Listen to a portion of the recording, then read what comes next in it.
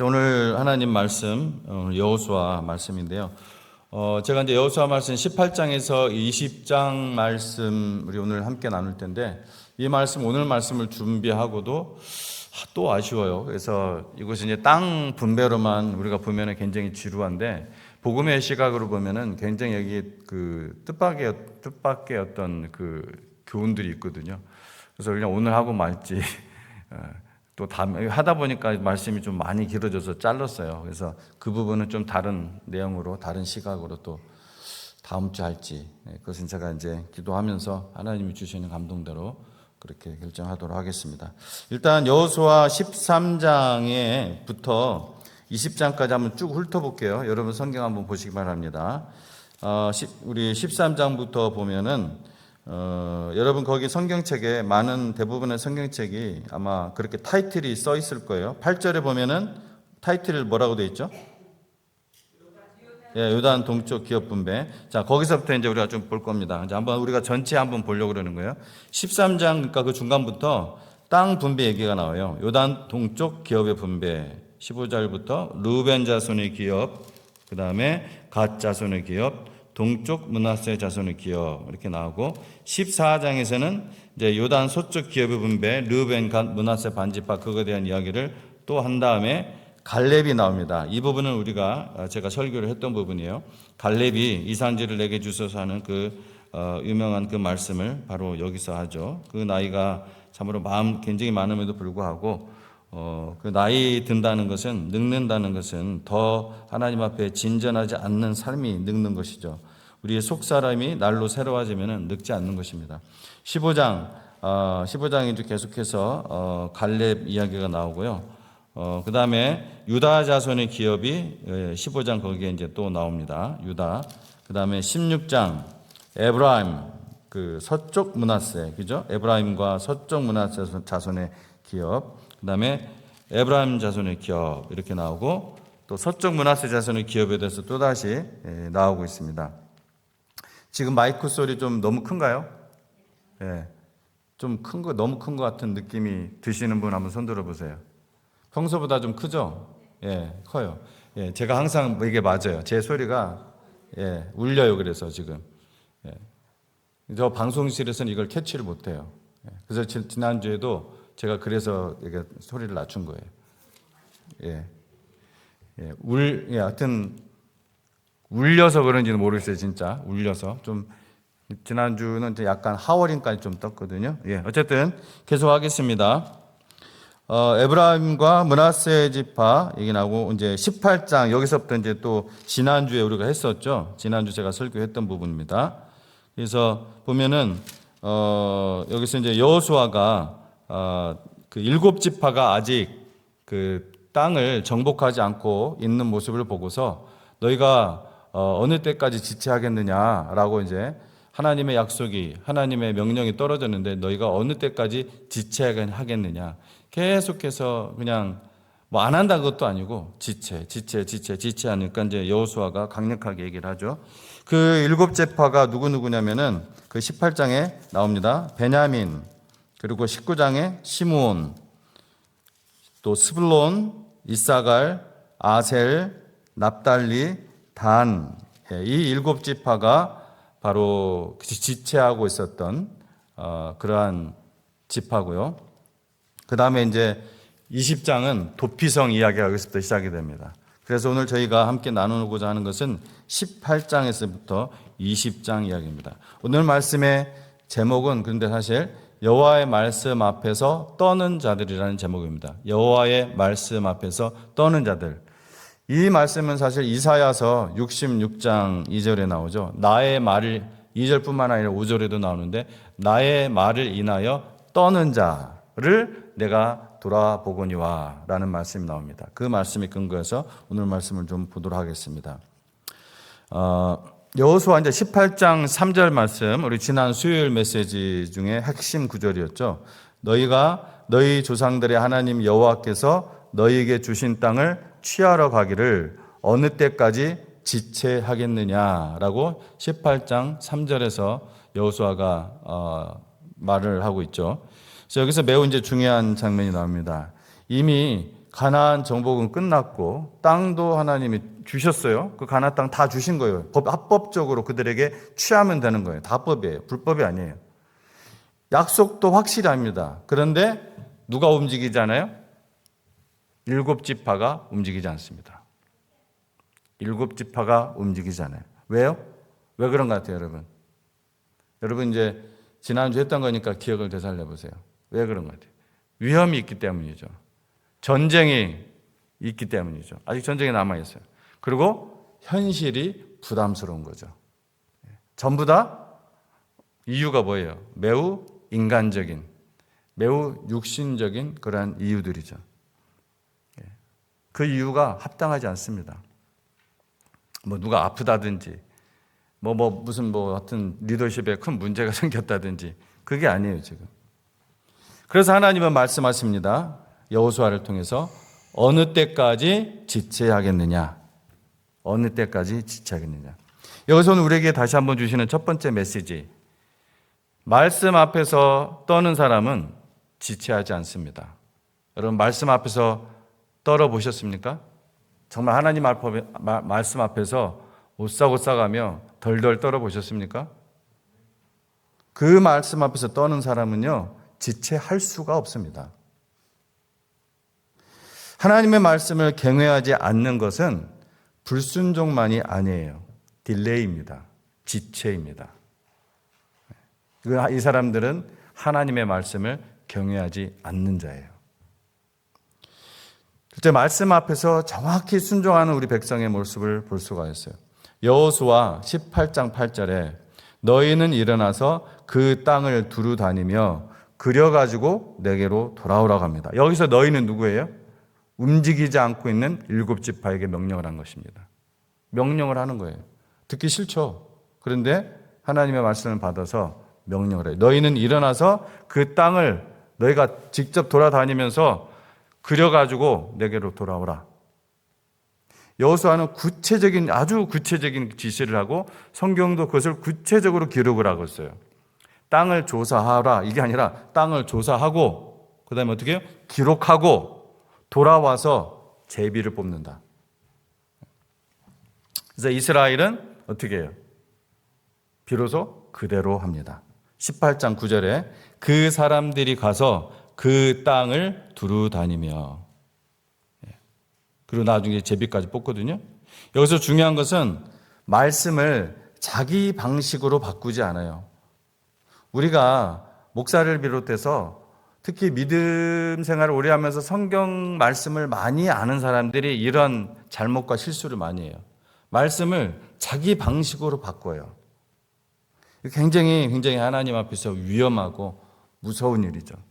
하나님의 말씀을 경외하는 사람의 특징은 하나님의 말씀을 단순히 내가 듣기 좋은 말로 듣지 않아요. 뭘로 듣습니까? 커맨드로 듣습니다. 명령으로 들어요. 명령.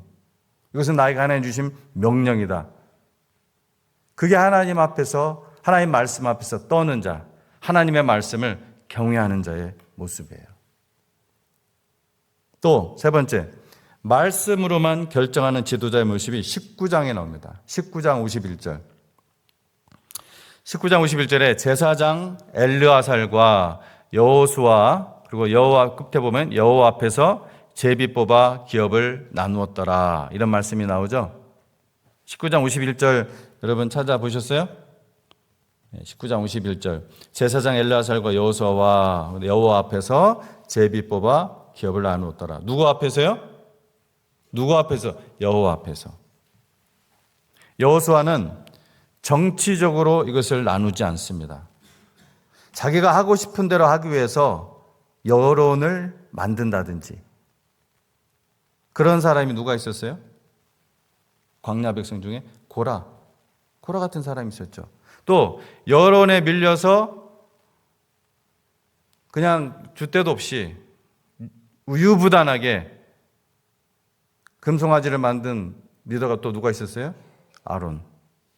이 여론을 형성하는 것도 죄악이고, 그 여론에 따라 가는 것 때문에, 사람들이 가는 것 때문에 하나님의 말씀 앞에서 정치적으로 나누는 것, 굉장히 위험한 일입니다.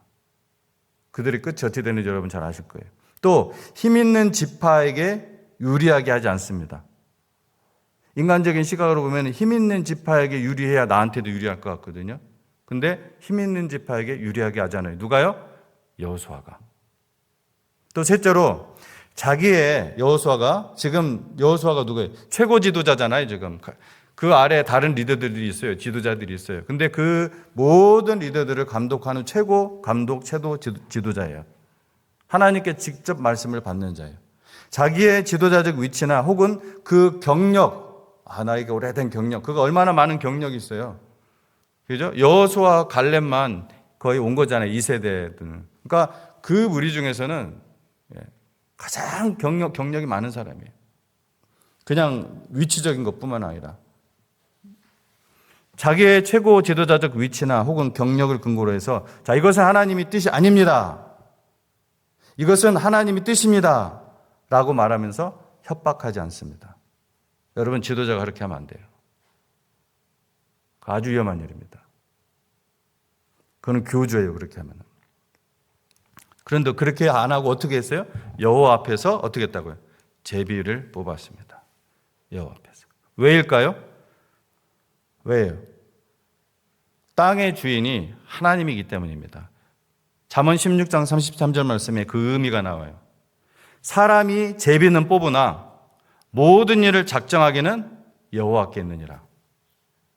아멘? 아멘입니다. 우리 이 말씀을 앞에서도 우리가 떨어야 돼요. 사람이 제비는 뽑으나 모든 일을 작정하기는 여호와께 있느니라. 우리 이 말씀 앞에서 아멘 해야 됩니다. 말씀 앞에서 생명을 보호하는 공동체의 모습을 또 볼 수가 있어요. 여호수아 20장 2절, 이제 20장까지 왔어요. 빨리 끝나겠네요. 20장 2절 한번. 내가 모세로 너에게 말한 도피성을 정하라 했습니다. 도피성. 도피성 아시죠? 예. 도피성은 단순한 사람이 만든 또 사람을 위한 것이긴 하지만 어떤 인간적인 행정 제도가 아니에요. 하나님의 마음이 담긴 제도입니다. 이 도피성은. 하나님이 만들라고 해서 만든 성이에요. 사람들이 우리가 이 도피성을 만들자 해서 만드는 것이 아닙니다. 하나님이 명령한 거예요. 그러니까 이것은 하나님의 마음에 담겼어요. 어떤 마음? 실수로 인해서 살인한 사람. 이 사람들이 억울하게 죽지 않도록. 그리고 페어한 재판을 받도록. 여기에 포인트가 있어요. 공정한 재판을 받도록. 여러분, 이것은 무엇입니까? 말씀이 살아있는 공동체는 정의가 살아있습니다. 정의가. 그곳에는 항상 페어 게임이 있어요. 페어 게임. 말씀 앞에서 떠는 신앙의 본질은 바로 이 세 장의 핵심 메시지 이거예요. 이스라엘이 성공한 이유는 결국 군사력 때문이 아니라 기가 막힌 전략 때문이 아니라 하나님의 말씀을 두려워했기 때문입니다. 하나님의 말씀. 여러분, 하나님의 말씀 정말 두렵습니까? 이건 경험을 해본 사람이 제일 아실 거예요. 여기 대부분 아마 경험해 보셨을 거예요. 그래서 성경은 말합니다. 이사야서 66장, 아까 2절 읽었는데 이사야서 66장 5절에 이렇게 말씀합니다. 여호와의 말씀을 인하여 떠는 자들아 그의 말씀을 들을지어다. 아멘. 여호와의 말씀을 인하여 떠는 자들아 그의 말씀을 들을지어다. 오늘의 설교 포인트는 이것입니다. 하나님의 말씀이 정말 내 삶의 기준인가? 하나님의 말씀이.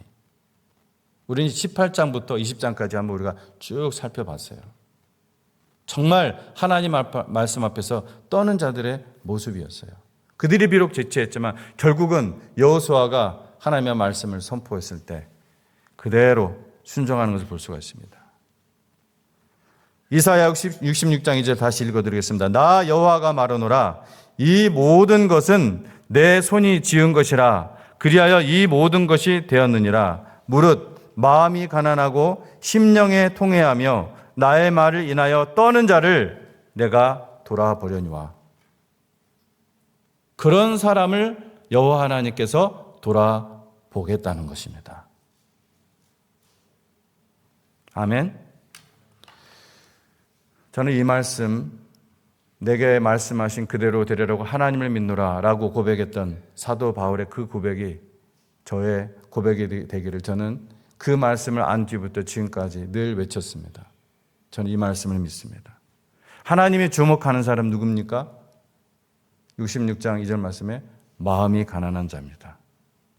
이거는 예수님께서도 오셔서 산상수훈에서 팔복을 말씀하실 때 첫째 복이 뭐였어요?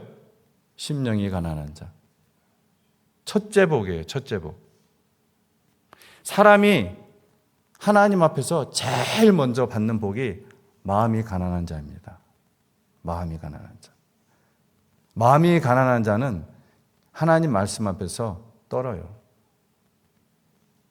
하나님 말씀 앞에서 결코 드라이 되지 않습니다. 다른 어느 것도 그 위에 있질 않습니다. 하나님 말씀 위에. 또 두 번째, 심령에 통해하는 자라고 했어요. 심령에 통해하는 자. 그렇죠? 이게 몇 번째 복이에요? 둘째 복이에요. 둘째 복. 예수님이 말씀하신, 굳이 우리가 연결시킬 필요는 없겠지만 이때 하나님이 나중에 산상수훈을 말씀하신 그 하나님이시잖아요. 그렇죠? 여러분 믿습니까? 이게 맞습니다. 이게 둘째 복이에요. 그렇죠? 여러분, 통회하는 자, 애통하는 자에게 어떤 복을 주신다고 했어요? 위로. 위로. 여러분, 하나님의 위로 받아보셨습니까? 아멘이시죠? 하나님의 위로 받아보지 못해본 사람이 아마 여기는 한 명도 없을 것 같아요. 그거는. 그 하나님 위로 받으셨을 때 여러분 어떠셨어요? 세상 사람 어떤 누구의 위로보다 그 위로는 우리가 형언할 수가 없습니다. 이거는 하나님 앞에서 애통하는 자만 받을 수 있는 복입니다. 또 마지막에 심령에 통회하는 자라 했습니다. 심령에 통회하는 자. 아니, 세 번째, 하나님의 말씀 앞에 떠는 자. 그렇죠? 처음에는 마음이 가난한 자, 둘째 심령에 통회하는 자, 그 다음에 하나님 말씀 앞에 떠는 자. 지금 이사야 66장 2절 말씀 근거해서 보고 있는 것입니다. 마무리하는 거예요. 지금까지 본 말씀을. 하나님 말씀 앞에 떠는 자, 이건 어떤 복일까 제가 묵상을 해봤습니다. 그 하나님이 산상수훈의 메시지를 준 그 하나님일 테니까 그 하나님의 마음을 제가 생각하며 말씀을 묵상을 해봤어요. 이것은 여섯 번째 복일 것 같다. 왜냐하면 똑같이 하나님 말씀 앞에 떠는 자라고 나오지를 않아요. 산상수훈에서는. 예수님이 여섯 번째 어떤 복을 얘기하냐면은 마음이 청결한 자라고 했습니다. 마음이 청결한 자. 여러분, 마음이 청결하지 않으면 하나님 말씀 앞에서 안 떨어요. 대범해집니다. 무감각해집니다. 양심에 화인 맞은 자는 하나님의 말씀이 선포돼도요, 심드렁하게 들어요. 그 말씀을 이해하지 못해서가 아니라 그 하나님의 말씀을 받을 때 그 양심이 성령이 새롭게 한 양심이 아니기 때문에 그래요. 이게 아주 무섭습니다. 설교하는 목회자가 정말 힘들 때가 있대요. 하나님의 말씀이 내가 읽을 때 내가 그 하나님 앞에서 떨지 못할 때, 내가 무언가 내 양심이 성령이 새롭게 하신 그 퓨어한 하트가 되지 못했는가, 이것에 대한 고민과 무서움, 정말 무서워요. 그리고 굉장히 답답해요. 저는 여러분이 목회자는 아니지만 이런 공감이 있기를 바랍니다. 하나님의 말씀 앞에서 내가 정말 떠는가? 내 마음이 성령이 새롭게 한 그 양심을 갖고 있는가? 마음이 청결한가?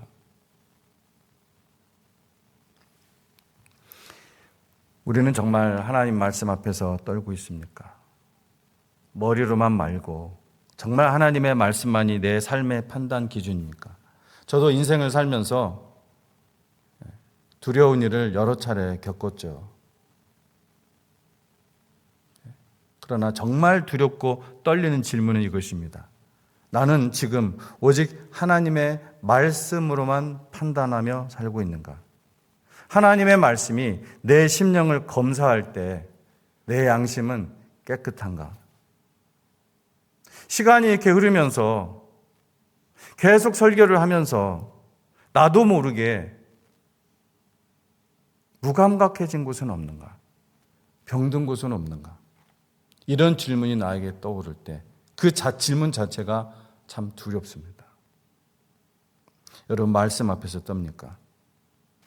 말씀 앞에서 떤다는 것은 오늘 18장에서 20장 말씀에서 본 것처럼 오직 하나님의 말씀에만 순종하는 것입니다. 둘째, 오직 하나님의 말씀으로만 결정하는 것입니다. 셋째, 말씀을 정치화하지 않습니다. 넷째, 말씀으로 하나님의 공동체를 세우는 것입니다. 여러분, 하나님이 찾으시는 사람은 능력 있는 사람이 아닙니다. 많은 지식이 있는 사람도 아닙니다. 하나님이 찾으시는 사람은 하나님의 말씀 앞에서 떠는 사람입니다. 그리고 하나님은 약속하십니다. 그 사람을 돌아보시겠다고. 여러분, 믿으십시오. 순종하십시오. 그게 복입니다. 기도하겠습니다.